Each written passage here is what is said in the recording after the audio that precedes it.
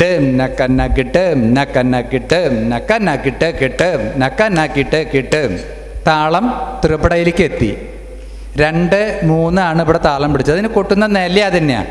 ഡേം നക്ക നക്കിട്ടേം നക്ക നക്കിട്ടേം നക്ക നക്കിട്ട് കിട്ടേം നക്ക നക്കിട്ട് കിട്ടേം തക്ക തക്ക തോം തക്ക തക്ക തോം തക്ക തക്ക തക്ക തോം തക്ക തക്ക തക്ക തോം തക്ക തക്ക തോം തക്ക തക്ക തക്ക തോം. ഇതന്നെയാണല്ലോ സാധാരണ ത്രിപുടയ്ക്ക് പഞ്ചവായത്തിലൊക്കെ വരുന്ന നില ഇത് തന്നെയാണ്. അപ്പോൾ ഈ നിലയിലേക്കാണ് ഇപ്പോൾ നമ്മൾ കടന്നത്. ഇതിലത്തെ തകൃത കൊട്ടിയിട്ടുള്ള കലാശങ്ങൾ നിശ്ചിത കലാശം എടുത്തു കഴിഞ്ഞാൽ അടുത്ത കുഴമറിഞ്ഞ ഘട്ടത്തിലേക്ക് കടക്കുകയായി.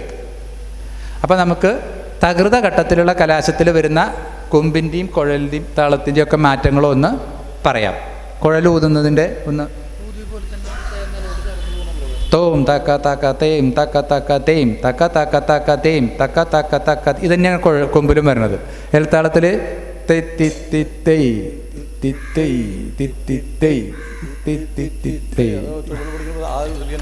അപ്പോൾ നേരത്തെ പിടിച്ചതുപോലെ തന്നെയാണ് എലത്താളവും കൊമ്പും കുഴലും എല്ലാം പ്രയോഗിക്കുന്നത്. അതെ, കുഴമറിഞ്ഞ ഘട്ടത്തിലും അങ്ങനെ തന്നെയാണ് താളം പിടിക്കുന്നത്. അവിടെയും മാറ്റമില്ല. അപ്പോൾ നമുക്ക് തകൃത കലാശം എടുത്തിട്ട് ഒരു തകൃത കലാശം എടുത്ത് കുഴമറിഞ്ഞൊരു കലാശം കൂടി എടുത്തിട്ട് നിർത്താം. കുഴമറിഞ്ഞാൽ വരുന്നൊരു മാറ്റം, താളം 3 + 4, 4 3 7, 7 അക്ഷരകാലാണ് താളം. 7ൻ്റെ 4 ഇരട്ടിയാണ് കുഴമറിക്കേണ്ടത്. അപ്പോൾ കൊട്ടുകൾ 4 7 28 കൊട്ടുകൾ വരണം. 28 കൊട്ടുകളെ നമ്മൾ തക്കിട്ട കൊണ്ട് ഹരിച്ചാൽ എത്രയാണോ കിട്ടുക അതിൽ നിന്ന് എത്ര കോലുകളുടെ എണ്ണം ബാക്കിയുണ്ടോ അതാണ് ഇടകോലായിട്ട് വരിക. അപ്പം നമുക്കൊന്ന് നോക്കി വെക്കാം. കണ്ണണ്ണ ഗിഡഡ് കണ്ണണ്ണ ഗിഡഡ് കണ്ണണ്ണ ഗിഡഡ് കണ്ണണ്ണ ഡം നണ്ണക്കഡ്. അതാണ് ഇപ്പോൾ നമ്മൾ കൂട്ടിക്കൊണ്ടിരിക്കുന്ന നില. 7നെ 28നെ 3 കൊണ്ട് ഹരിക്കാം. 4 7 28, 28 ഹരിക്കണം 3. കണ്ണണ്ണ ഗിഡഡ് കണ്ണണ്ണ ഗിഡഡ് കണ്ണണ്ണ ഗിഡഡ് കണ്ണണ്ണ. അപ്പം അവിടെ എത്തുമ്പോൾ തന്നെ 6 1 7 തക്കിട്ട വന്നു. നഡ് നണക്കട് അവിടെ ഒരു തക്കിട്ടയും കൂടിയും വന്നു. അപ്പം 2 ഇടകോലും അതിൻ്റെ ഇടയിൽ നഡ് നനക്കട് വെക്കണോടത്താണ് 2 ഇടകോല് വരുന്നത്.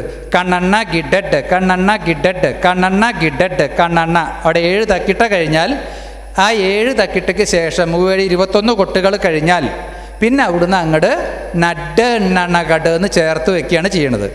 അങ്ങനെയാണ് അവിടെ ഇടകോല് ചേർത്തിട്ടുള്ളത്. അപ്പോൾ ആ ഭാഗം നമുക്ക് കുഴമറിഞ്ഞ് കൊട്ടുന്നതിലേക്ക് തകൃത കൊട്ടി കടന്ന് കുഴമറിഞ്ഞ ഘട്ടത്തിലത്തെ ഒരു കലാശം കൂടി എടുക്കാം. ഇനി അവിടെ കലാശം എടുക്കുന്ന സമയത്ത് കലാശത്തിന് കുമ്പിട്ട് കഴിഞ്ഞാൽ പിന്നെ ഇടകോലുകളില്ലാതെ ഒരു താളവട്ടം പൂർണ്ണമായിട്ട് നിലകൊട്ടിയിട്ട് രണ്ടാമത്തെ താളവട്ടത്തിലത്തെ ത കീട്ട, അതായത് ആദ്യത്തെ 2 അടി കഴിഞ്ഞാൽ നക്കിട് കിടതക ഡെഡും തകൃതകൃതം കലാശം വെക്കുകയാണ് ചെയ്യുക. ആ ഭാഗം ഞാൻ ഒന്ന് ചൊല്ലി പറയാം, എന്നിട്ട് കലാശത്തിലേക്ക് കിടക്കാം. അഡം ആദ്യം തകൃത ഒന്ന് ചൊല്ലാം.